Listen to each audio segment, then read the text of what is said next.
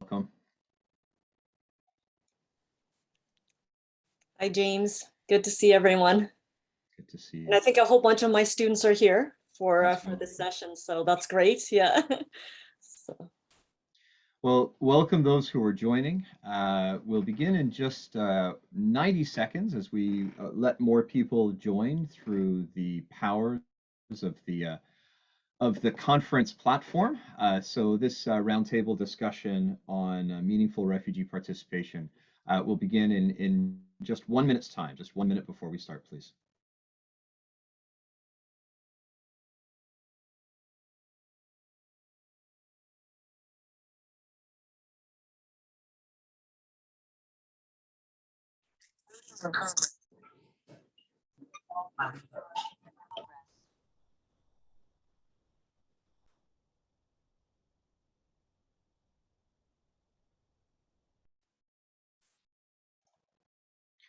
Okay, good afternoon. Bonjour tout le monde, soyez le bienvenu.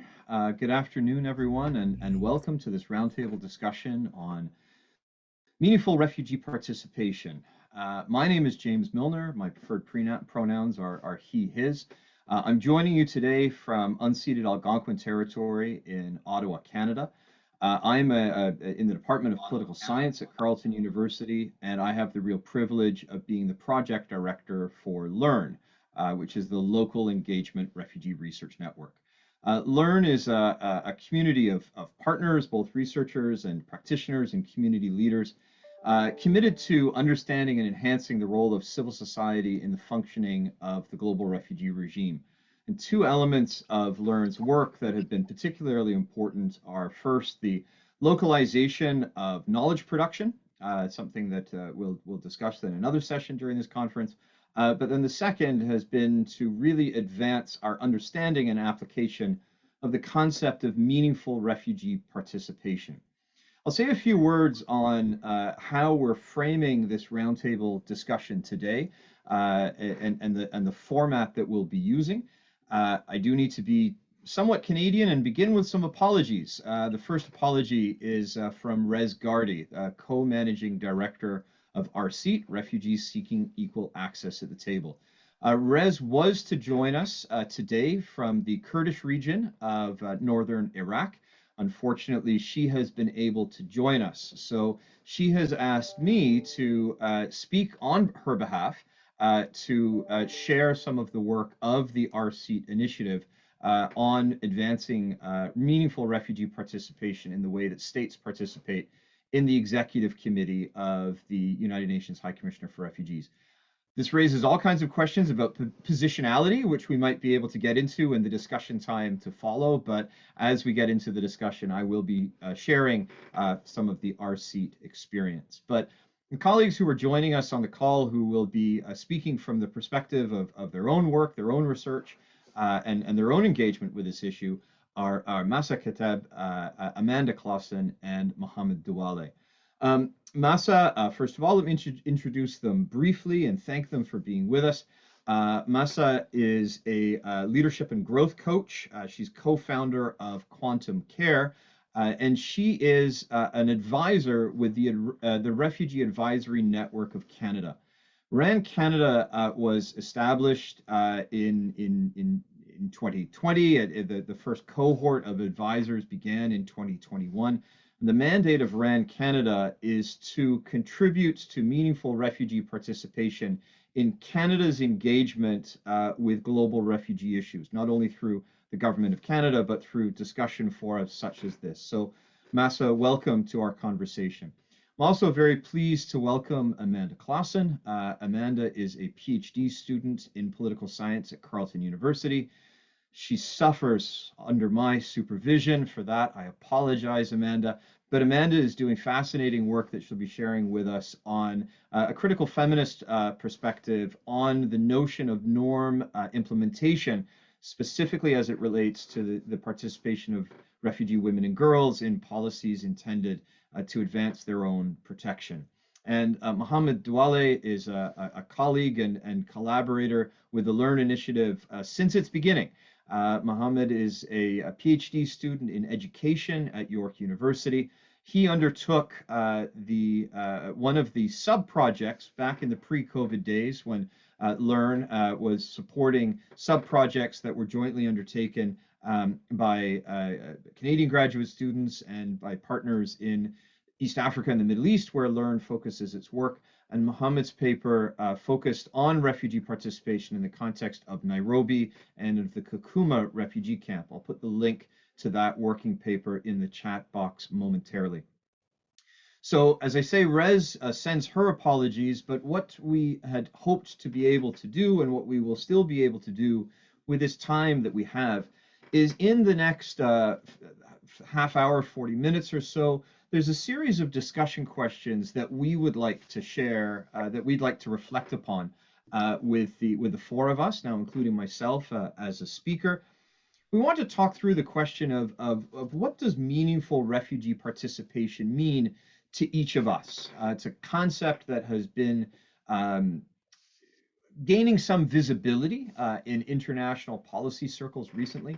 The Global Compact on Refugees that was affirmed by states in 2018, in paragraph 34, says that programs that are designed to offer protection are best advanced with the meaningful participation of those that they're intended to protect and assist.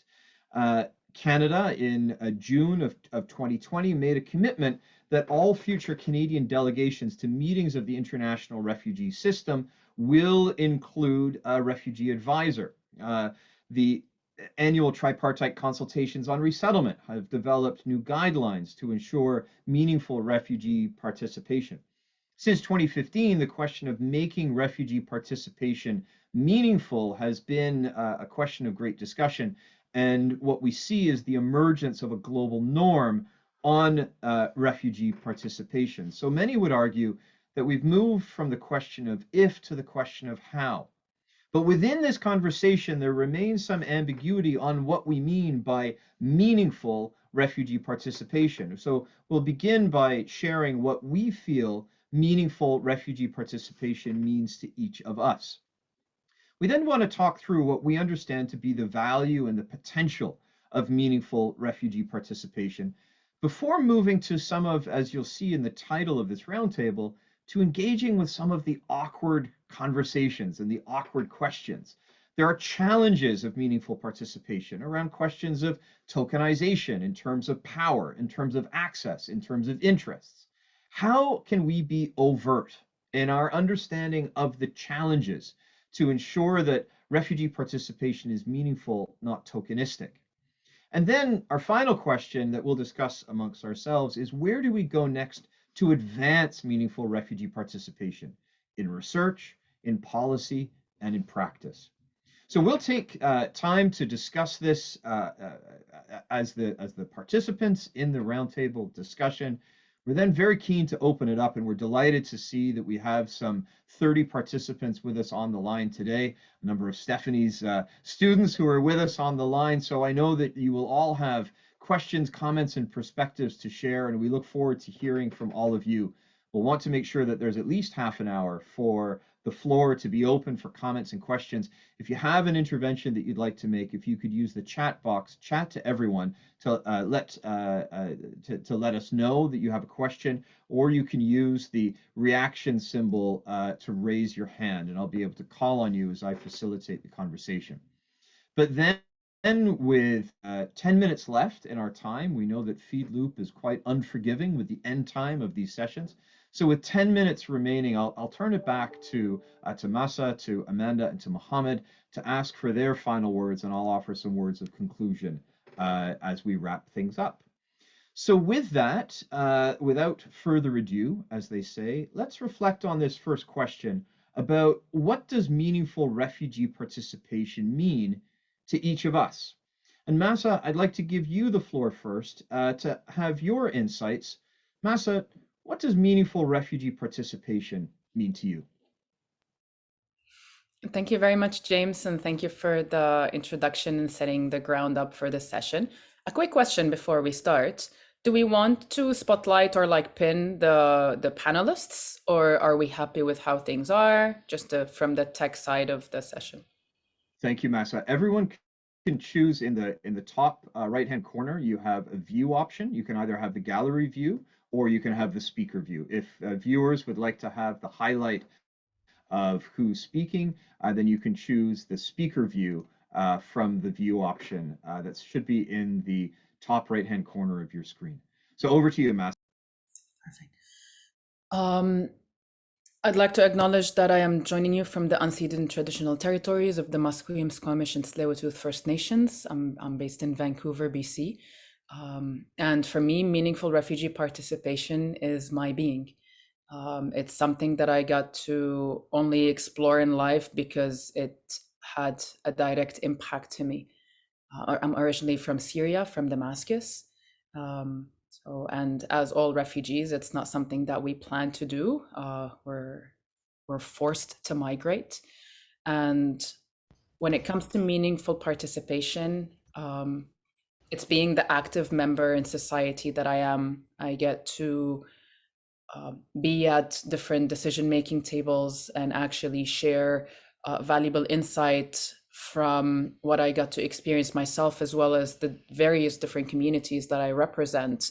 And through that, being able to have a tangible impact to the current system that is unfortunately failing, and being able to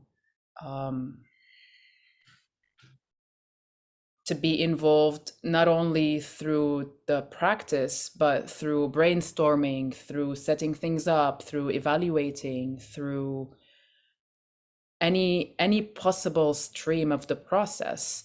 When things are about a certain community, it makes 100% logic for that community to be involved and not to be an outsider. So for me, meaningful refugee participation is being able to actualize a new step into the stream. As my business partner always says, you know, if you are going in this direction, you're going to continue going in this direction. If you take one step that is in a different path, then your whole endpoint is going to shift. And for me, meaningful refugee participation, especially in the global context, is that possibility of a shift. Oh, very good, Masa. I really like that image that if we're on, you know, this notion that it's a very long journey and just one step in one direction, as you take more steps, that it takes you in, it may seem a small incremental step at first, but that just the trajectory that then changes. And I think it's that potential that we need to be so mindful of.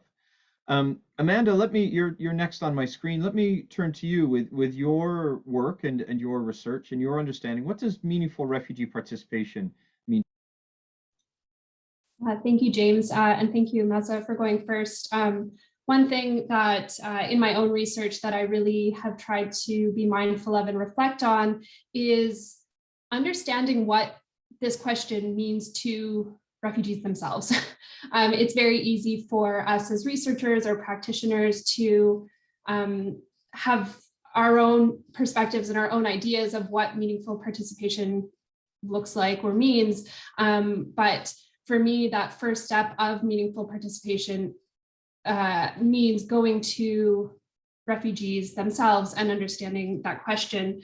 But in the context of sort of this larger question, I kind of have two ideas of what participation means, both in the context of research and in the context of practice or policy. And for the first is really for refugees themselves to be included in all stages of research needs identification, in research design, in doing the research itself. You know, it's very easy for researchers to go into a particular context and say, you know, this is our project, and go to local organizations and say, well, these are the participants that we need to, you know, for our research, rather than going in and speaking with refugee organizations and saying, you know, what are your research needs? How can we do this research in a way that benefits you? And I think that that's really important to understand how research design really plays into this participation aspect.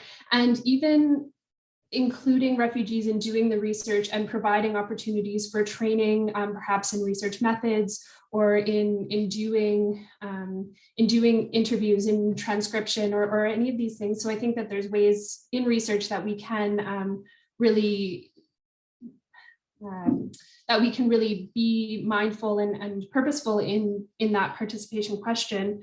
But I think in practice as well, my own research focuses on larger questions of policy and implementation and the participation of refugees and refugee women in particular in the implementation, sort of the designing, implementation, and ultimately the evaluation of policies and programs that are intended to impact their lives or intended to improve their lives or things like that.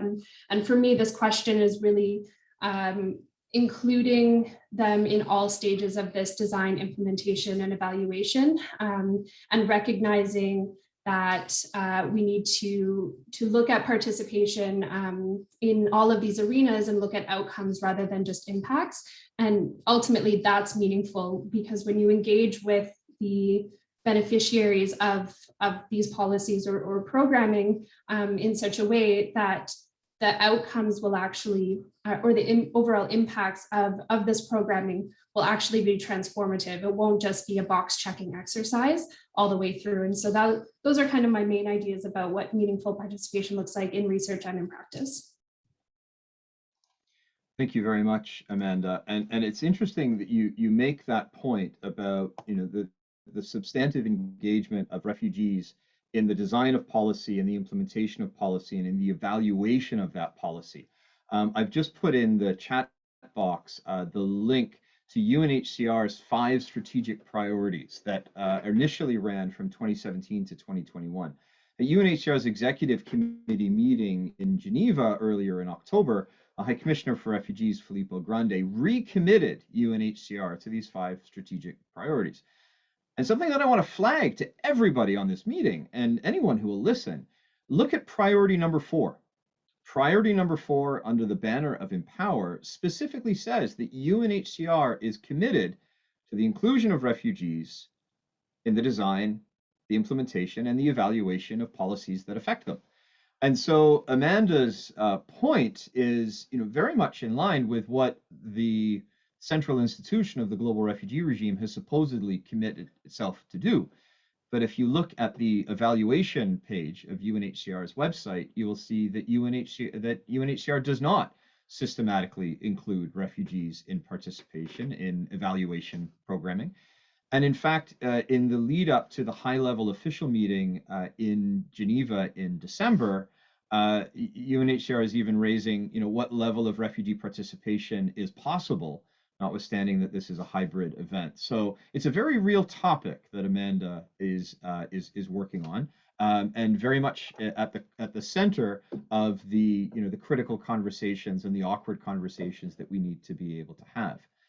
So is the work of Mohamed Duale. And Mohamed, I'd like to now give the floor to you and for you to share your thoughts in terms of, you know, not only given the work that you have done, and here's the link to Mohamed's working paper that he has shared. Oh, someone else has just shared it, but I'm sorry, I've shared it again. Thank you very much, Rachel. You're quicker off the draw than I am. But there's the link to Mohamed's working paper on refugee participation, both in Kakuma and in Nairobi. But also, Mohamed, your own research in terms of you know, the focus of especially of Somali refugees in Kenya, your own work with the Borderless Higher Education for Refugees initiative, and what that has done in bringing into being, for example, the Dadaab Response Association. Mohamed, your research and your practice has very much been at the forefront of the question of refugee participation, especially in the context as contested as Kenya and in the constraints of the encampment policies within Kenya. So Mohamed, let me turn the question to you. What does meaningful refugee participation mean to you? Thank you, James, for that introduction. In my working paper, I tried to sketch up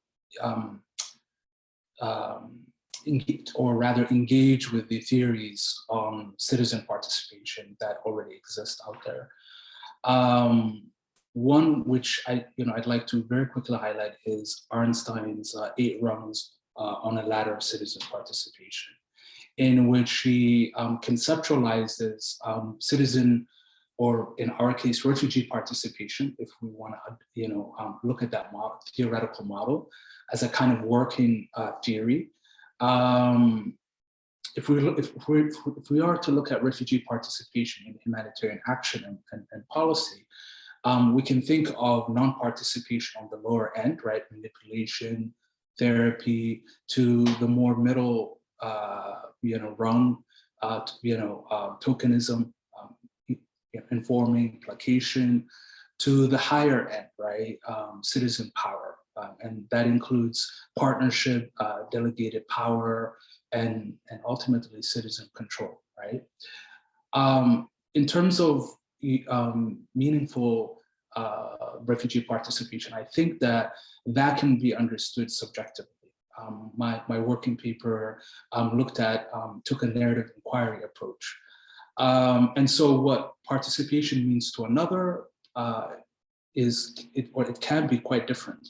What participation means to Unhcr and the INGO officials means quite differently to refugees. But for my research in 2019, there was consensus among almost all of the refugee leaders who tended to be quite young in Kakuma refugee camp, as well as in Nairobi, that forms of participation that fall on Arnstein's bottom and middle parts, right, in terms of Arnstein's theory of participation, it's unsatisfactory to refugee leaders, right? And it can even be disempowering. What they desired most was partnership, delegation, and the power to self-organize, most importantly. And in the Kenyan context, that is very much restricted, right? They want to have a seat at the table, right? So they desired higher levels of participation towards power and control. In terms of my earlier work in Toronto as a youth worker with refugee and immigrant communities in Toronto, I think that I couldn't agree more with the idea of giving marginalized folks greater control over their lives. Of course, in partnership and with support and funding, I think that it goes a long way for these communities to implement solutions that would normally take years and even decades to implement. Being mindful of the fact that, particularly when it comes to young people, when it comes to education, for instance, that time is of the essence, right? So for me, I think that higher levels of participation, delegation and partnership and control in certain aspects. And I would note, and I guess as we go into the discussion, refugees don't want to take over everything with regard to humanitarian action, right? They want to be involved in certain areas that are actually not of interest to international organizations and Unhcr. And so oftentimes refugees talked about working in complementarity with, with international humanitarian actors. So I'll leave it there. Thank you.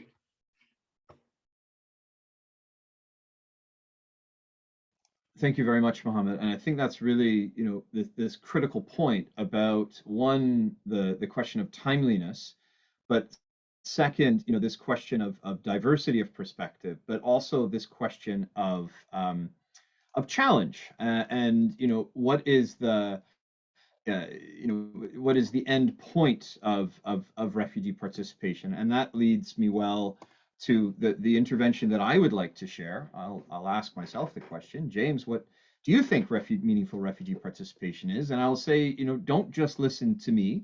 Have a look at the link that I've just put in the chat box on a paper that I presented at the Canadian Political Science Association earlier this year, which was very much a result of the collaboration with Gardi and with Mustafa Alio in the launch of Our Seat, refugees seeking equal access at the table. I've just put the link to that initiative in the chat box.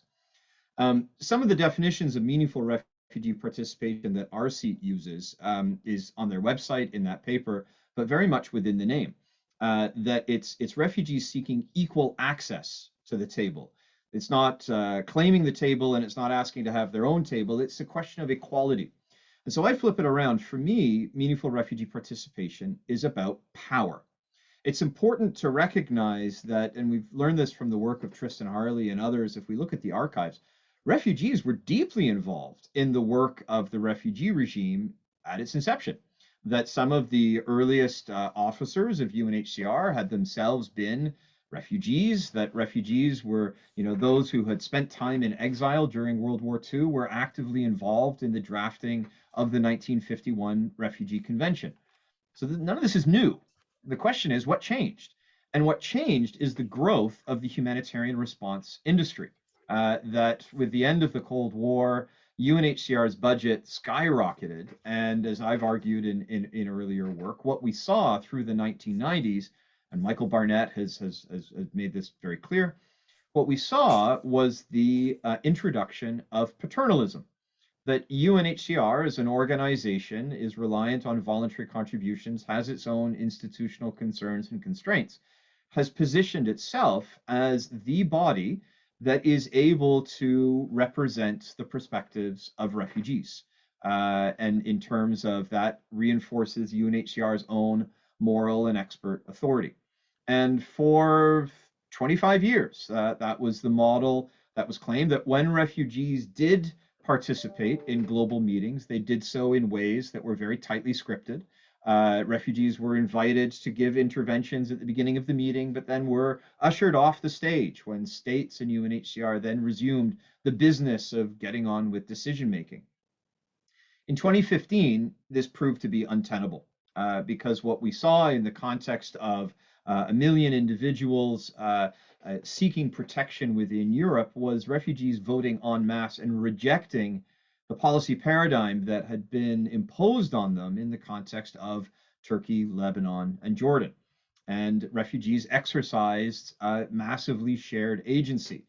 But what happened in the aftermath of that, this is not just a phenomenon on the nexus between Europe and the Middle East. What happened in response to that was the way that refugee leaders themselves were able to organize. And Mustafa and Rez, and this is why I'm very sorry that Rez wasn't here, I want to recognize that everything that I have learned has come from individuals like Masa, like Mustafa, like Rez, on not just the technical understanding of refugee participation, but on the tactile understanding of refugee participation.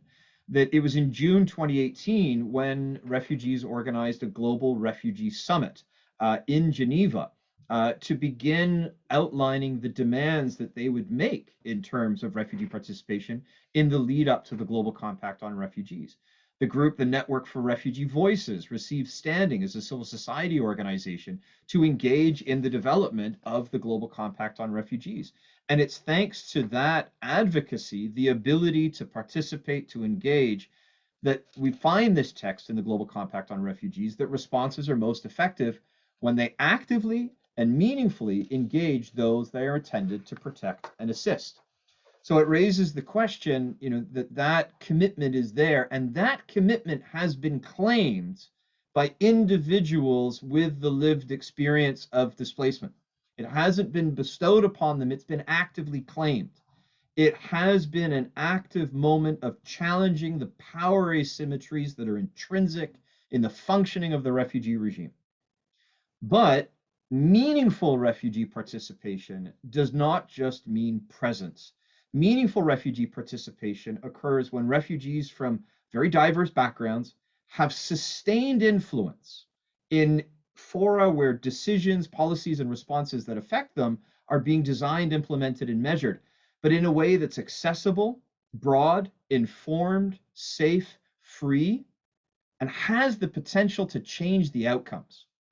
So when we talk about meaningful refugee participation, it's not just having a place on the agenda. It's not just having a speaking role, but it's the ability to be there as an equal, back to Mohamed's point, it's not about introducing, from my perspective, I don't see it as introducing a whole new system, but it's recognizing the contributions that refugees already make in policy spaces, that refugees make through refugee-led organizations. We saw this during the COVID pandemic, that refugee-led organizations were at the front lines of responding to the needs of refugee communities when international actors were unable to move.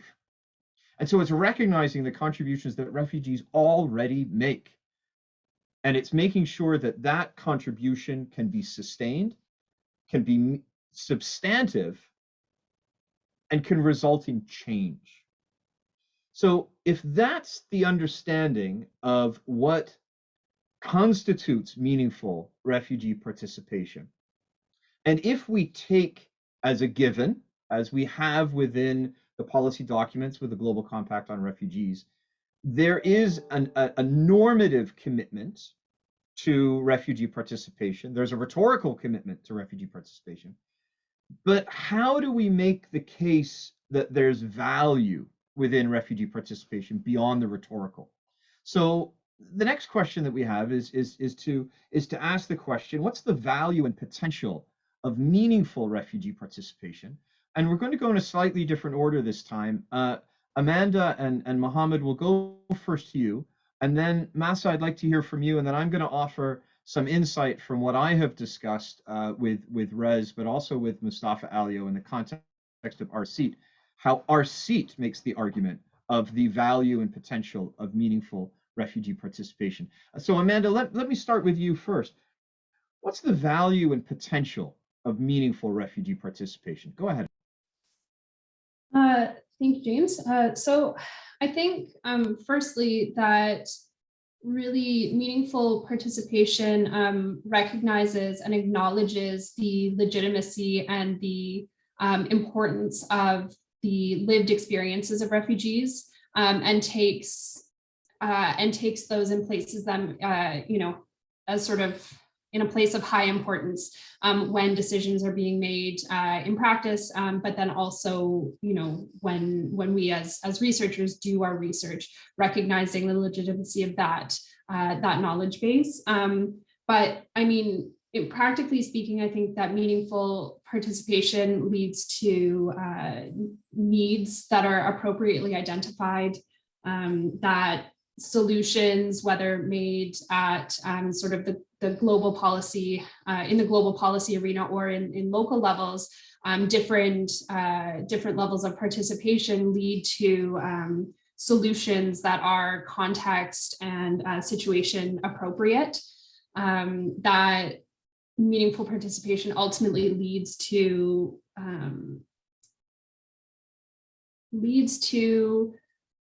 programming, and especially programming, I think, that does what it's supposed to do. That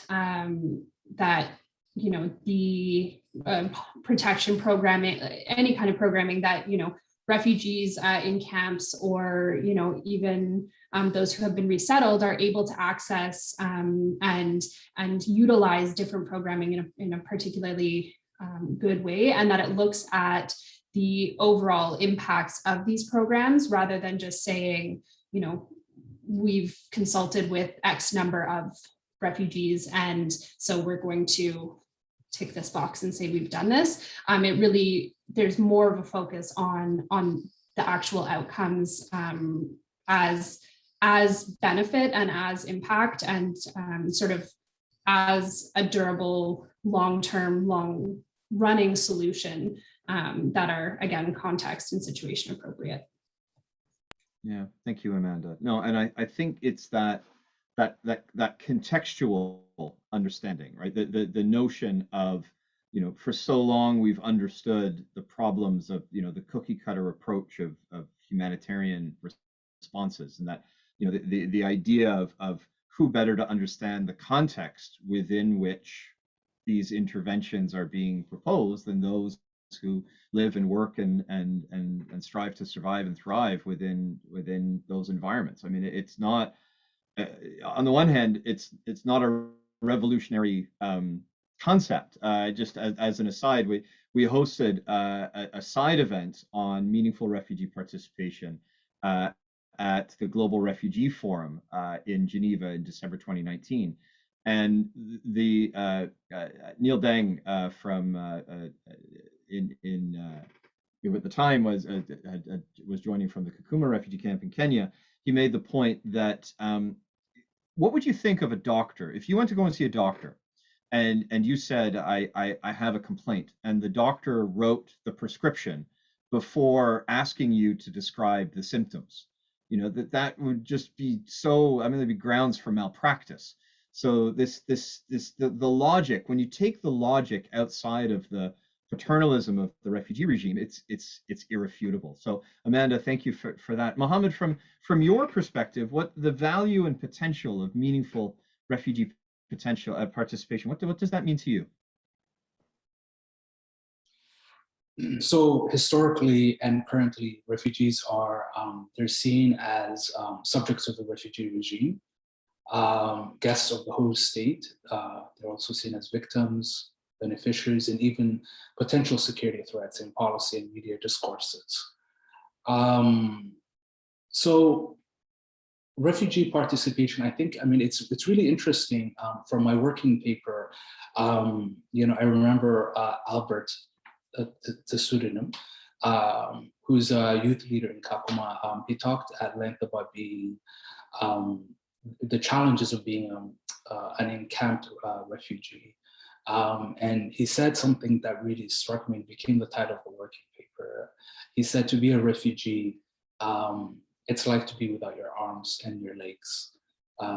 You know, he talked about the way that, you know, the national refugee policy curtailed work and mobility rights, about the various indignities of asking for and even begging and waiting for support from Unhcr and international organizations and national humanitarian organizations working in the camps. So for me, I think refugee participation of the sort that we're talking about, I think it offers something else, right, than what is currently available. And that is the possibility of refugees to regain some of their lost rights as members of civil society. It offers the potential for refugee actors who've always been doing this work, but who've always existed outside of the institutional walls and decision-making tables of the UNHCR and INGOs, to have a more consequential role in the making of policies and programs that affect their everyday lives. I think also about Anna, another pseudonym, a young female refugee leader in the Kakuma refugee camp, who actually defined, you know, for me, what she thought refugee participation meant. And she said, refugee participation is about giving refugees the opportunity to speak and to know about their rights. And although it may seem like a more watered down or simplistic understanding of refugee participation, I think here she's gesturing to a discourse that is beyond that of being a victim or a beneficiary, right? These are the discourses through which refugees are oftentimes constructed in policy. I think, you know, for me, meaningful inclusion in consultative and decision-making processes could also provide an opportunity for refugees to lead more legible lives, right? Less affected by police harassment and the lack of basic rights and services. I think in particular in a context like Kenya, and where refugees have very little, you know, rights. The opportunity for refugees, as Anna said, to know about their rights, to be able to speak, that means so much in a very restrictive policy context. But I think also that in the longer term, refugee involvement can inform the building of a better refugee regime. I'll leave it there. Thank you. No, thank you very much, Mohamed. And it's interesting, the notion of, as you mentioned from Anna and from Albert, the pseudonyms within your paper, something that RCEAT has found in our work, their work, is that you know, the meaning of refugee participation, the horizon of refugee participation, how much of that is in response to the policy environment within which you live. You know, for counterparts, for colleagues in Kenya, in Malaysia, the ability to dream of what refugee participation can be. Mustafa has mentioned this often, that very different from in a context like Canada, or Rez, who is now a citizen of New Zealand. The rights that you can claim, how much of that is in relation to the environment in which you function, which raises the question of whether there is a universal definition of meaningful refugee participation. But I would argue that there would be. But Masa, I'd like to come to you for your views on the value and the potential of meaningful refugee participation, but also your thoughts on the understanding and the use of the concept of meaningful refugee participation in the way that we've been discussing it to this point in the conversation. Masa, let me give the floor to you, please. Thank you, James. I would always start by asking of what are we trying to do? For people, for anyone to keep in mind, what is the purpose? What is the goal? Why are we doing what we're doing? Where are we heading, and where do we want to get to? If we're stuck in the past, and or if we're only present in the present moment and we're not being able to have some kind of a vision into the future, then we're not living properly. We're ought to have a vision. And with that, and with the knowing or the question of why are we doing this, and specifically looking at the refugee regime, as it's called, what are we trying to do? Okay, root causes, barriers, challenges, the list is endless. Again, with the purpose, I'm assuming that we are trying to get to a better future. I would like to make that assumption on all levels of advocacy in the world. Now, with that thought, and if this is really our goal, then I think the important thing is to detach from attachments. I feel like there are many people that are attached to their titles, to their positions, to their roles, to I want to claim doing this, or so much of that. There's not so much emphasis on the goal. There's so much emphasis on the personal journey, or the actual path towards things, not so much of what's going to happen later.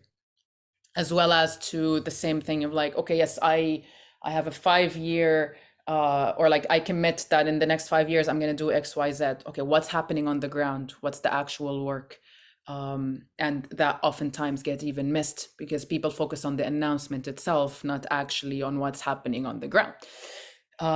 So with all of that in place, and if again we're talking about refugees, and forcefully displaced folks, and we're looking at that end goal. So for me, if I really want to achieve that goal, then okay, tell me, what do I need to do?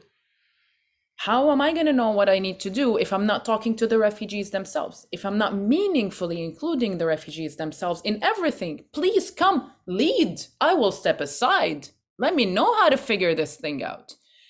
And so, yes, no matter how much people can study or read or research, and I don't want to take away from that. There's so much knowledge. Like even for me, I had, like before the revolution in Syria, yes, I maybe volunteered a little bit to support Lebanese and Iraqi refugees when they came to Syria. But apart from that, it was not my activism and my involvement. And I'm learning so much from all of you.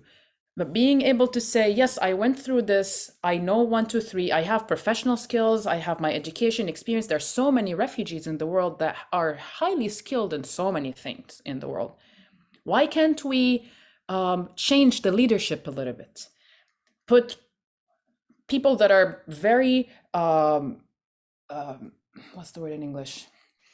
Capable of doing operations director role at whatever organization that relates to refugees, but actually have that person be with the lived experience, relate to the refugee population, have some kind of an extra layer. So then the potential and growth of that role can actually fulfill a higher impact. We are short on time. All of us, we're here for like a few more years. All of us are going to die. How are we, and this is something that living through war teaches you, living through the global pandemic, now everyone got to deal with their mortalities. Okay, how are we making things different? I think now is a crucial time, especially with COVID, especially now we have one lived shared experience with all of humanity.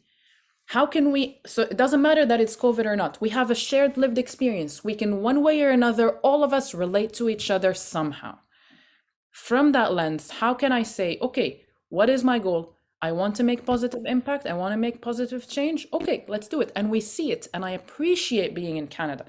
I get to see, I mean, as most of you know, Syrian refugees are all around the world. I know people literally in almost, I don't know how many countries, but Syrian millions of people are everywhere. So I get to see how challenging it is for them to even say that I am a refugee. People want to hide that they are refugees. Like, I'm not even going to open the door of and where we are going to get to challenges.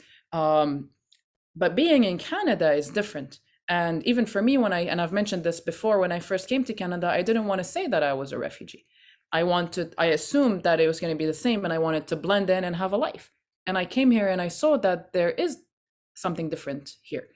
Being able to practice freedom of speech, freedom of expression, and yes, use all of my skills to see how can I contribute. And the potential, we see it through, we just had a refugee representative from the Refugee Advisory Network at XCOM.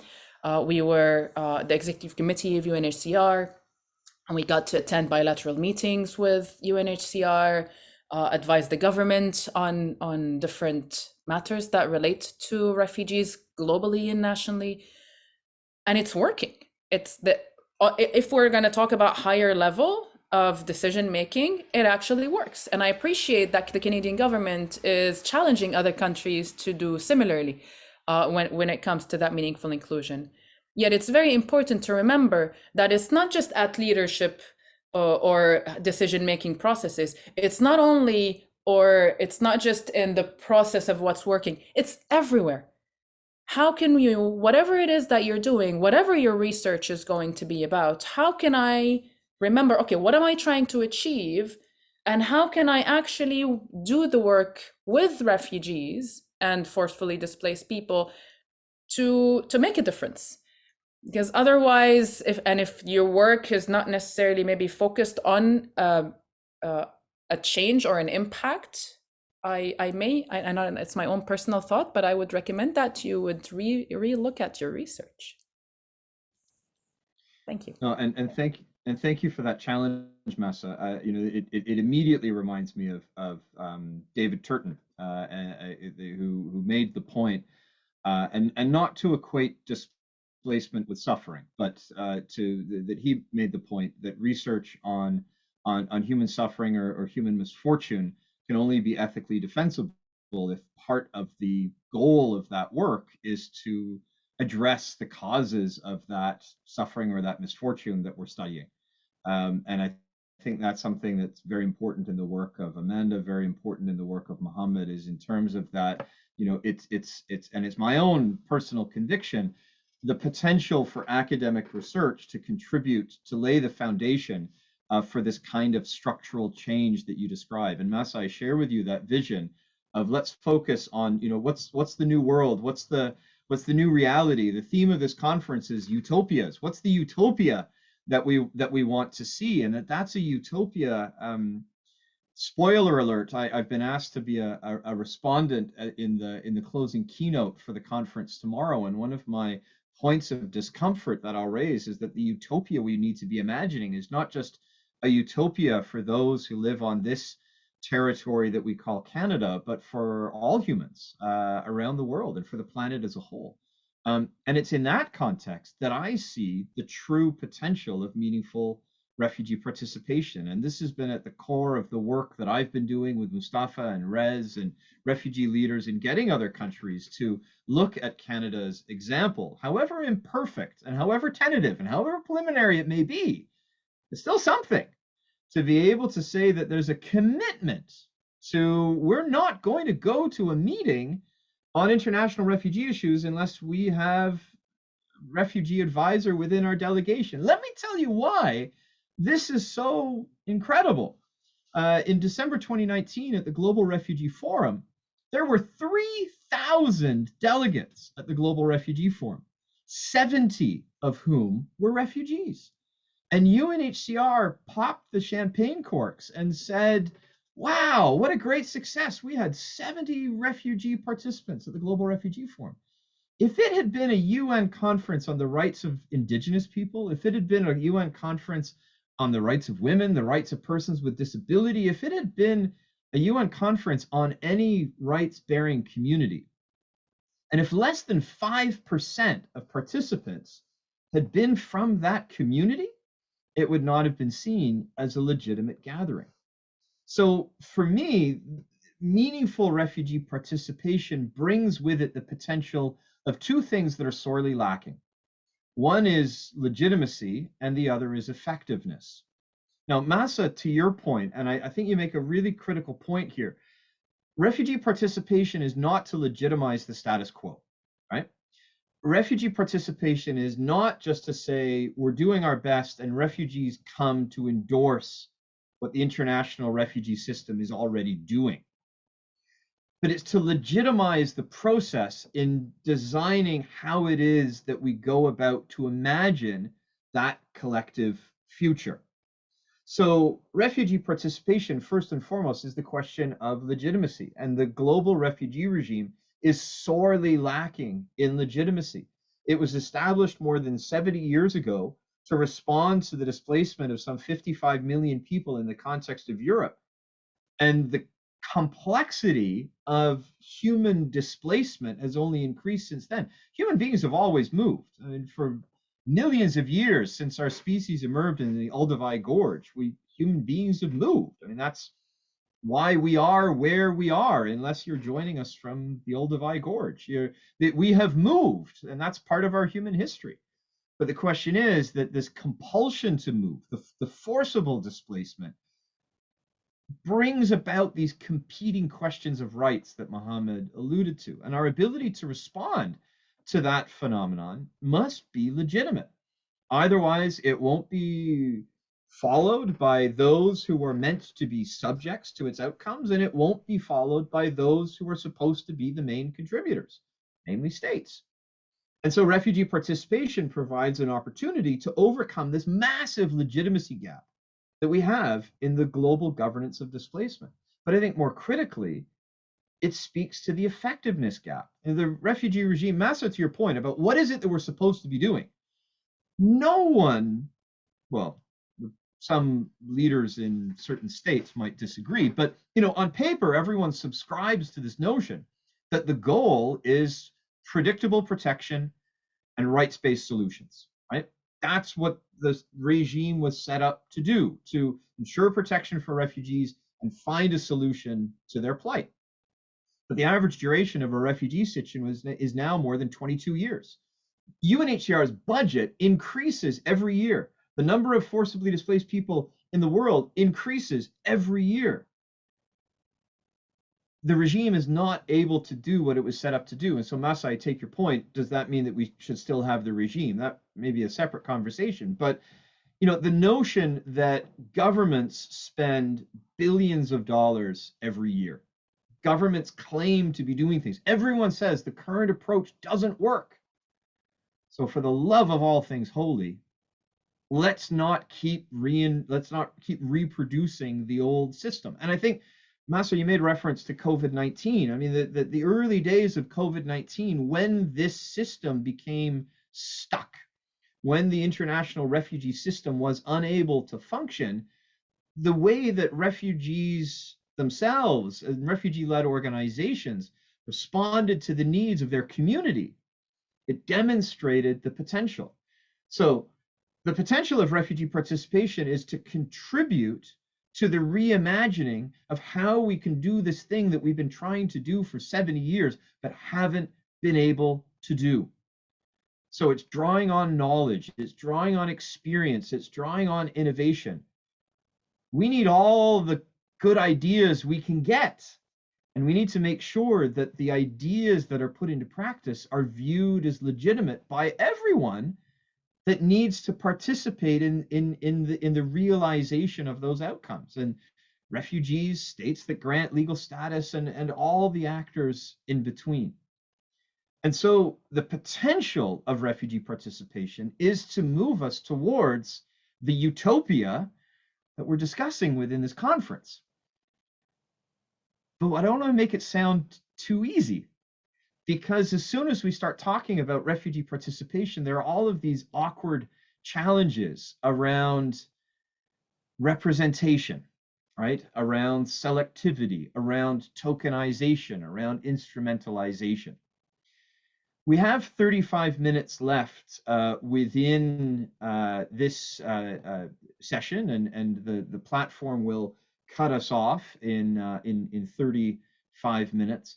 So what I want to do is, Mohamed, I'm going to start with you, and then Masa to you, and then Amanda, and then I'm going to offer some words. And what I'd like you to do is to say, what are the challenges around the meaningful refugee participation? What are the traps? What are the pitfalls?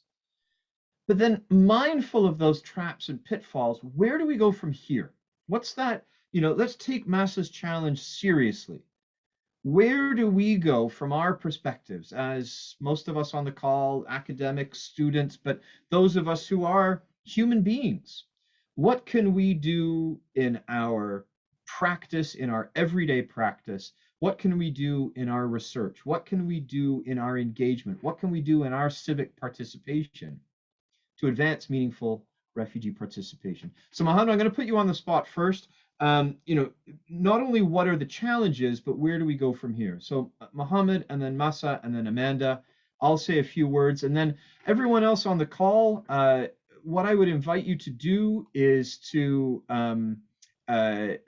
use your raise hand function or put a point in the chat box.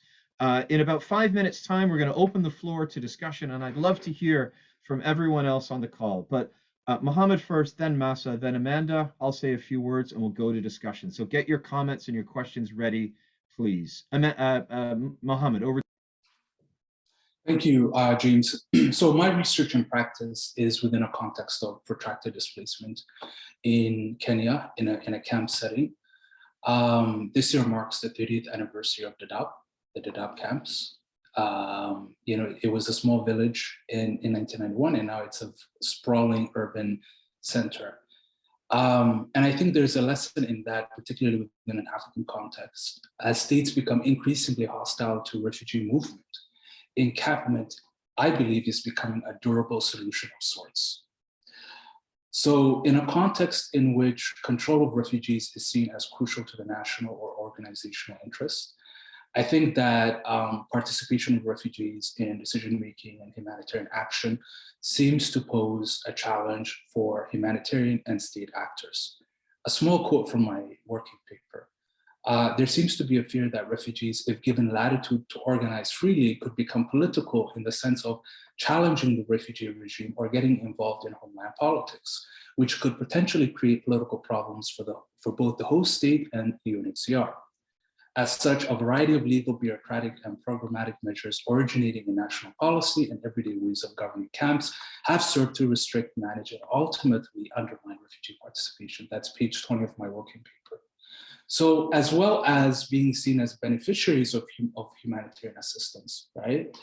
Large NGOs and state institutions play crucial roles as middlemen, right, between donors and refugees.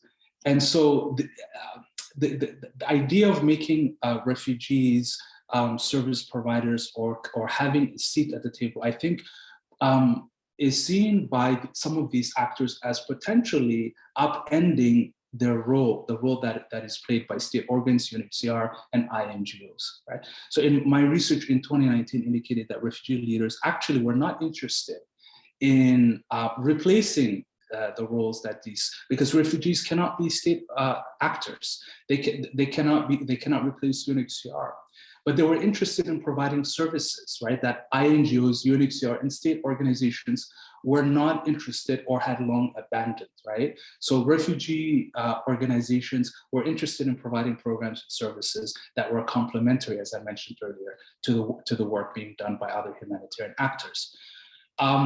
Because of the way that refugees and refugee leaders are seen as potentially disruptive, there have been restrictions that, particularly in the Kenyan context and the larger African camp context.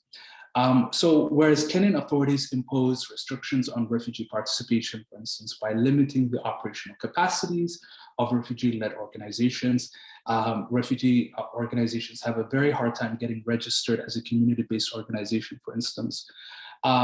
Large humanitarian organizations in Unhcr seek to co-opt and limit the scope of refugee participation, right? By selecting certain refugees to serve as the voice of refugee, the kind of paternalism that you were referring to earlier, James. But despite these challenges, especially with registration, deregistration, refugee organizations continue to exist, even as informal refugee organizations. They continue to do the work without support or funding from Unhcr and INGOs. So the question isn't whether or not there should be refugee participation. I think it's actually one of refugees already participating and wanting to be included, as we talked about. In terms of where we go from here, my working paper provided 17 recommendations at the global, national, local, and NGO and levels, as well as in terms of research. I'll just highlight one from each of those categories. In terms of globally, I think we need to establish an independent office to advocate and review refugee participation within UN bodies and mechanisms dealing with refugee affairs and human rights. I think that there needs to be frameworks that are established, that become normalized, right? The work that you're currently doing, James, with norms. At the national level, I think that there needs to be advocacy, and I've talked about how actually we need to engage local and national actors within East Africa to kind of bring them in. I think a lot of work has been done in regards to local engagement in that way. The restrictions on refugees' access to banking, right, and registration as community-based organizations or NGOs it's very crucial. If we're talking about refugee-led organizations having a seat at the table, if you don't have access to banking, if you are not legally registered with the government, then you are illegally operating under the national legal regime. So there are problems even with synchronization of refugee services in Kenya between identification services, right, and access to registration with banks and the tax authority. The working paper talks in depth about that. At the local and NGO level, I think that we need to broaden the inclusiveness of refugee representative bodies. Almost all of the INGOs and Unhcr have these refugee advisory boards, for instance. But often, they tend to be people with a lot of social capital that are English-speaking and well-educated and younger and more male, right? And so we need to actually look at underrepresented or invisible, right, refugees that are rendered invisible because of the policies and programs. And the way that they operate. These include, including more women and girls, people living with disabilities, underrepresented nationalities, and ethnic minorities, LGBTQI, urban refugees, and non-registered refugee organizations. In terms of research, I also think that we need to identify the research priorities of refugee-led organizations and include them within the research agenda that we have within the academy. I'll leave it there. Thank you, James. No, and Mohamed, I really want to underscore that last point that you just made. If there is anybody on this call who is looking for a good thesis or dissertation topic, take seriously what Mohamed just said. Have a look at the CARFM's guidelines, ethical considerations for research with people in situations of forced migration, and the central role of partnership. And then get in touch with RAND Canada or RC to be connected with a refugee-led organization that could use a meaningful partnership in the pursuit of research on questions that are important to them. And this is something that I have learned from our colleagues in the Dadaab Response Association in the Dadaab camps in Kenya, that when a refugee-led organization sets the research agenda, the questions that are asked are so different from the questions that are asked from international, quote unquote, experts on education. It's quite extraordinary. So Mohamed, thank you for that point. Masa, the floor is yours, please. What are the challenges? But in light of the challenges, what do you see as the way forward? So when I'm asked about challenges, I can't help but to see different streams. I see the challenges for within refugee communities. And then I see the challenges for dealing with the external entities that are saying, okay, let's have meaningful refugee participation, be part of the work and be part of the journey. So when it comes to refugees, and I know that the list is probably going to be endless when it comes to challenges, starting with access to health. If we are not being able to be healthy, then we're not being able to meaningfully participate in anything, in anything, period. So that's a very big challenge in the world that definitely needs bigger advocacy. Language, like I'm grateful that I speak good English and I'm being able to even participate and meaningfully participate in different things. If I didn't have the language, I won't even be able to be here. So whether it's the language, whether it's accessibility, power, so many different things that already within refugee populations like are not supporting or allowing amazing minds within refugee populations to even be anywhere close to saying, oh yeah, what meaningful refugee participation, can I sign up? People don't even know. People are not even there. And also considering survival mode, host countries, even after resettlement, still until we stand up on our feet, we're still on survival mode. So all of that plays part. And to an amazing question that Eda here on the call always asks in her advocacy with anti-racism work and so many other things, who's not on the table, who's not being included. And we oftentimes don't really think about that. We just focus on what's in front of us. When it comes to, I think, and I touched base on it before in terms of the challenge of people really being so strict of, this is what I know, this is what I'm going to keep on doing. And there's so much beauty in surrendering to, I'm going to let go of what I've been doing because I don't see it really going anywhere. And let me try something new. Creatively, step by step, incremental, and to everyone on the call, in your daily practices, after this call, it doesn't need to wait until next month. It doesn't need to wait until your next year resolutions. It's today. Now, what can I do slightly different in my life to pour towards that direction or to try to do something different? Because it's only when we do something a little bit different than the outcome could ever change. And I would always say lack of representation. And there are so much diversities. And that's the beauty of us being part of the, with RAND Canada, is that we have 12 advisors from different backgrounds, from different countries, from different refugee journeys to be able to say, okay, let's think together as one mind, and being able to then somehow cover and, like, for example, even with Afghanistan, we don't have an Afghanistani advisor yet. Immediately our first thought, how can we make sure that we are not missing that voice? And then therefore issued our first statement on what's happening in Afghanistan. So with all of that in place about where to go next, and I don't want to preach to the choir, and I definitely want to encourage all of you to move a little bit. In my practice, in my work, sitting down for long hours is not what our body is meant to do.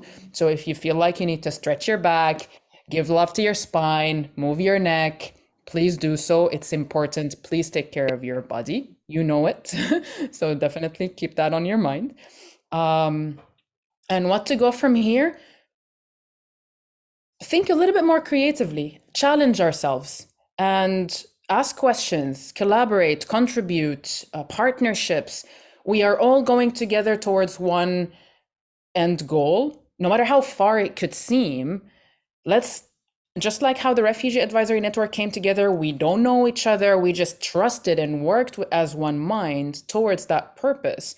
How can you, wherever you are, with whomever it is in your circles that you're in touch with, to say, okay, this is the goal, then let's work as a team and try to challenge the current, however systems are put in place, to really make an impact.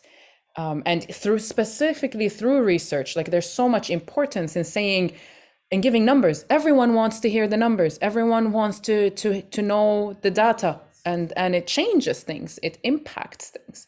And being able, whether it's qualitative or quantitative, and being able to say, I contribute, I worked with the populations and to do what they need. Like, thank you so much, Mohamed, for that last point. And thank you, James, for affirming that. And I would like to do so as well. Like, not just to take a look and see what's happening.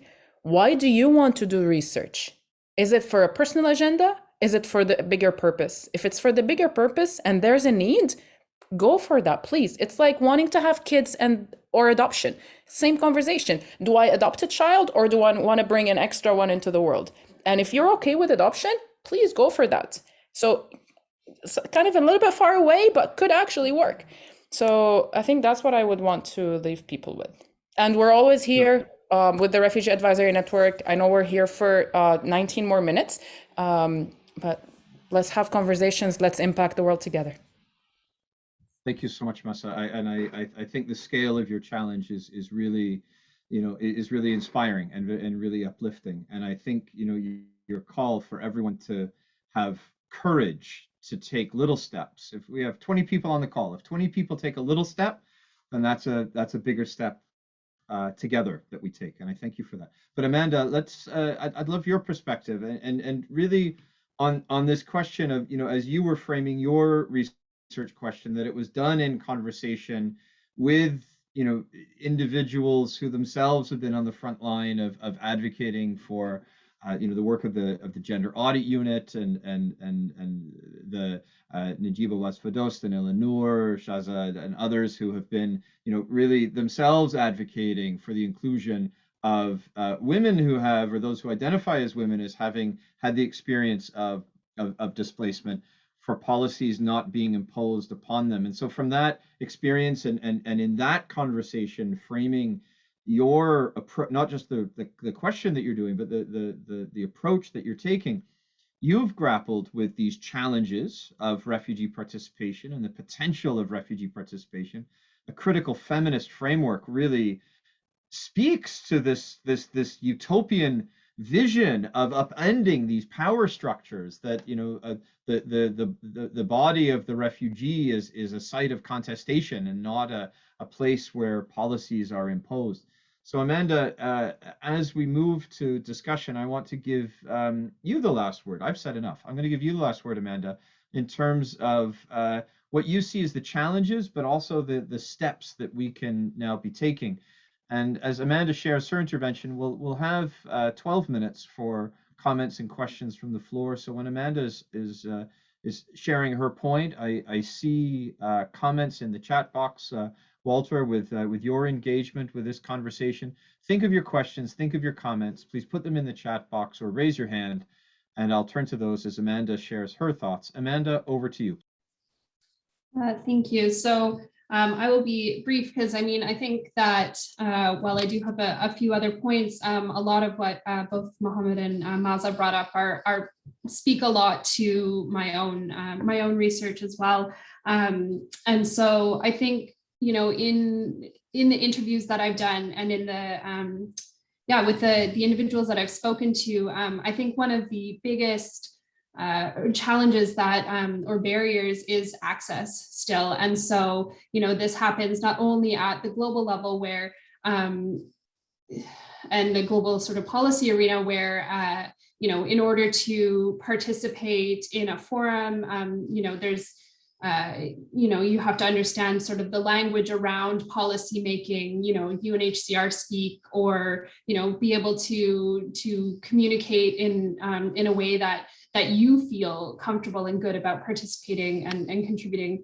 But also, so my own work focuses more around local participation, and this question of access is still really crucial in that, while, there's efforts by INGOs and UNHCR to include refugee women or other marginalized groups in these conversations. Often it's like, okay, so when you go and you ask who was spoken to, it's very much a very particular group of refugee women, for example, who are, maybe linked somehow to the administration, who already kind of have that level of access within the camp or the camp governance structures already, and very often less so, those who are maybe living on the margins of for example, in Detach, or living on the outskirts of Cox's Bazar or wherever. And it's going and finding ways to engage with these women and their experiences, and how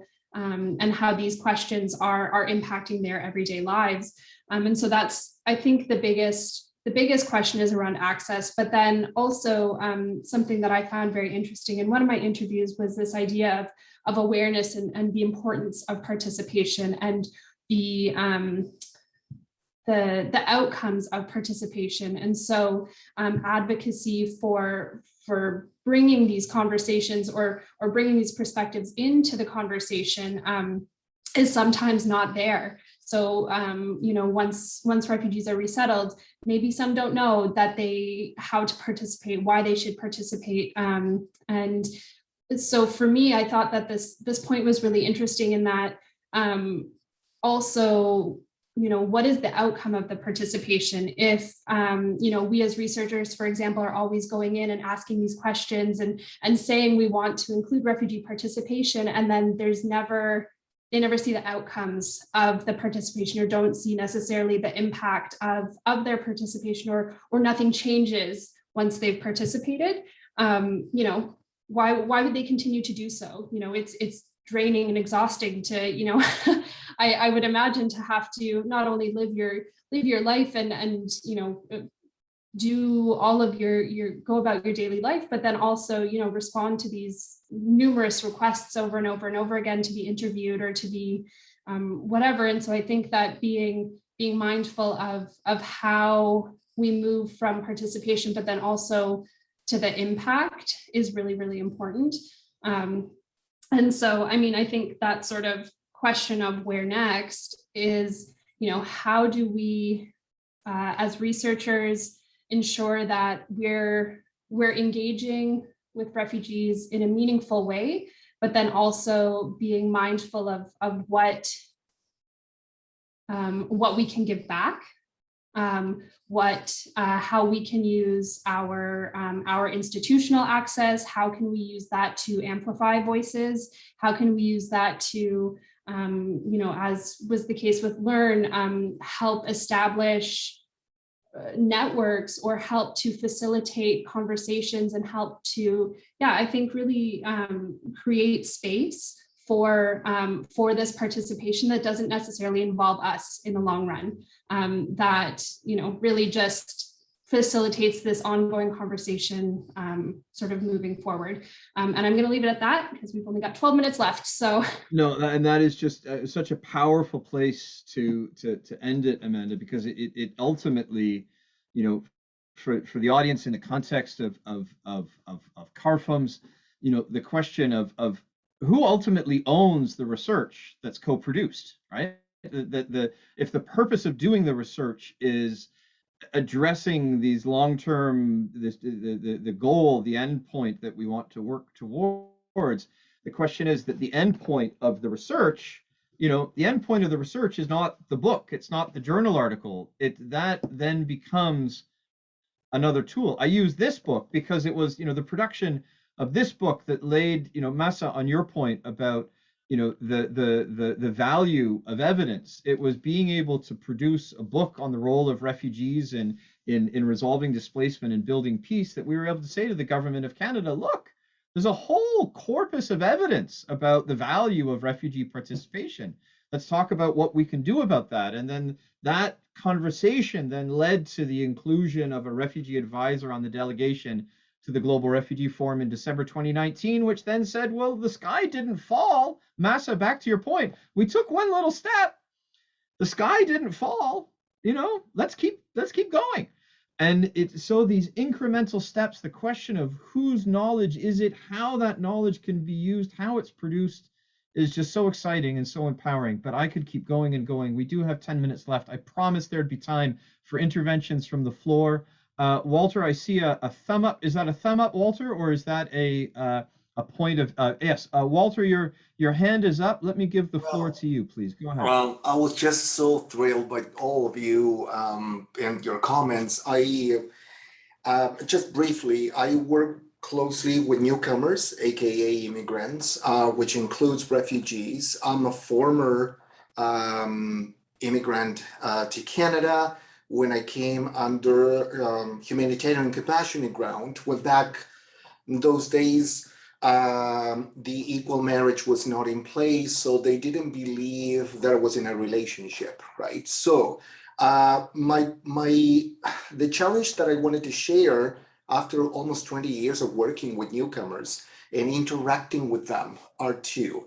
The first one is that we need to see that even when we have policies, we have an intermediate man/woman who's making the final decision, which means that in Canada, an immigration officer has the privilege and the uncontested way to say, no, you're not allowed, or yes, you are admitted. So we have biases there behind.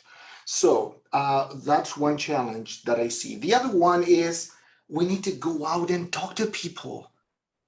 It's not like, Masa, when you said we have to move, I was actually stretching because that's what we have to do. It's just get out of the comfort zone and talk to people. I have classes I teach for adults, newcomers, and being in a class is being every day in a United Nations meeting, right? When you have the diversity, you have the world inside your classrooms. And by talking to them, and sharing from a non-privileged position, because that's what I learned from them. They don't learn mostly from me. They learn from each other, is when we need to do more. Is the little steps that we do on an everyday life that makes the whole change bigger at the end. We can through hypotheses here, but we will never know how the end or the outcome will come out. Right? Yeah. As a former radio broadcaster, we always thought that we knew what the audience wanted. And after 30 years of radio, I can tell you, we have no idea what the audience wants. So this is exactly the same. Go out and talk to people, interact and share them and try to guide them to the right path to successfully settle in a place. Thank you so much, Walter. That's a very helpful intervention. I appreciate that. Stephanie, your hand is up. I'm going to give you the floor, and then I'll raise the point that Raul puts in the chat box, which I think is a very helpful question as well. So Stephanie, over to you. Great. Thank you so much for your talk on meaningful participation of refugees. And I think that's such an important topic. And I put something in the chat there in terms of a research project that I'm working on that really involves refugee and having them participate from beginning to end. So we have former refugees who are videographers, interviewers, transcribers. We have management teams with representatives of the different refugee communities, just so that they can give us valuable insight in terms of what we're doing and how we're doing things. And I know one of the challenges in research too, and depending on funding, your research has to be done in English and French. Well, what about some of the ethnic languages? And so we struggled with that in terms of how do we make it possible for those who are more comfortable discussing their stories and their experiences in their native language, and to be able to provide translation for that. And so I think that's really, really important, because there are some things that aren't translatable or that can't be translated into English in the same way as in a different language. So that's, a challenge that we have as researchers. Thank you. Thank you so much, Stephanie. No, and I think that's a critical point. And, it leads well to the point that Raul makes in terms of, as we talk about decolonizing the field, we talk about decolonizing practice, this notion that of decolonizing aid, and that there's a movement afoot for meaningful refugee participation through the whole agenda of localization. Something that we've done with Learn is we've looked at in fields from, ecology and environmental science through to business and the fine arts and just about everything in between. There's so many different fields that are talking about participation, meaningful participation. So this is, I think, one of the challenges, Raul, to your point, and I'll turn it back to Mohamed and then Amanda and then Masa for some final words on this. But there are examples within our field, within the humanitarian field, the way, for example, that CARE International is really actively trying to extract CARE International from the work of national offices. And that's imperfect because of the business model of humanitarian assistance. But there are good examples there. In the chat box, I'm going to put up the link to the Bukavu project in the Eastern DRC and the amazing work they're doing in a Francophone context in trying to raise these challenges of decolonizing practice and decolonizing our points of departure, which I think are so critically important. So on the question of language, I think, Stephanie, the way that you framed a real point of joint advocacy for all of us is, let's not try and fit refugee participation into the structures of funding agencies. Let's try and get funding agencies to change their structures to make participation more possible. As we fill out forms for SHRC funding, that it's not how do we fit this in, but how can we get our universities to advocate to SHRC that maybe there are structures that need to change. We've tried to do this on the localization piece. Why does all funding need to come through Canadian universities if it's a co-designed project with a partner in the Middle East, for example? Why can't we have the funding go directly as opposed to it coming through an intermediary? But I think, Stephanie, you made such critical points. Walter, your points about, that it's not that hard. It begins with a conversation, I think, is so important. But we have 3 minutes left, and so I'm going to give a minute each to Mohamed, to Amanda, and then to Masa to round out this conversation, with my thanks for everyone being here with us. Mohamed, over to you, please. Yeah, thank you. I'll talk about another project that I'm involved with, the Borderless Higher Education for Refugees project. I'm not too familiar with the decolonizing aid movement, but we have been involved with, rethinking education in a refugee context. So we've thought of our work as an ethical encounter, right? And an opportunity for co-learning. And we often co-publish, co-write, and co-teach with our students.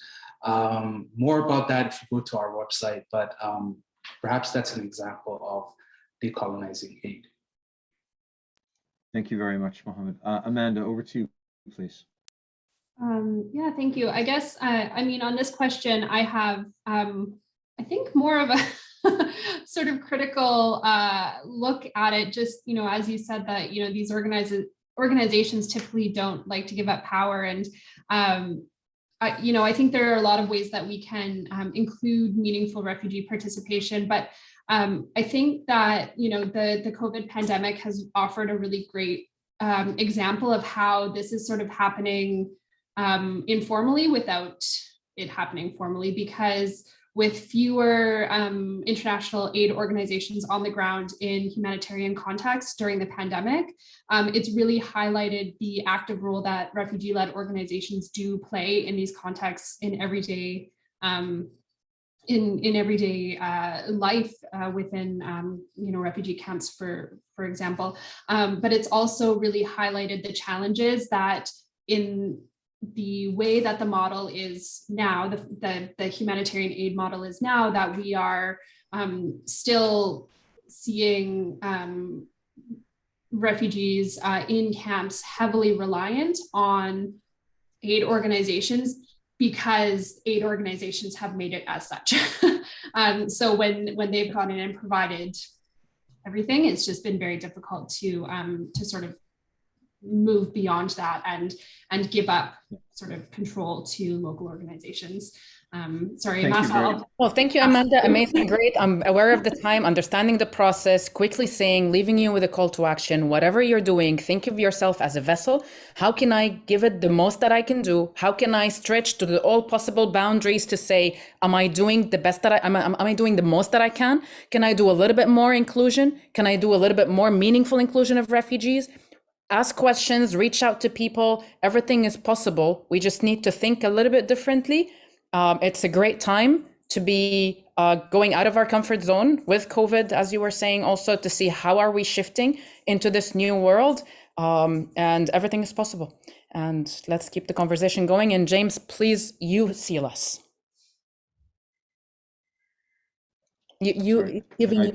I want to give you the last few seconds. Change is possible if we believe that we can do it, and we can. Thank you everyone for attending. Take Masa's call to action seriously. Go and see where you can advance the principle of meaningful refugee participation in your own work, in your own life, and in what you do. And thank you everyone for attending. Thank you everyone for participating, and thank you to our speakers. Thank you, Mohamed. Thank you, Amanda. Thank you, Masa. We send our best wishes to Rez for a speedy recovery, but thank you for everyone for being with us. Thank you, James. And especially when we're talking about other countries, you can be the middle person to create meaningful relationships between refugee communities and entities that are pushing out refugee inclusion. With your thought, with your mind, you can be the leader. So please take on that role. You can make a difference. Thank you, everybody.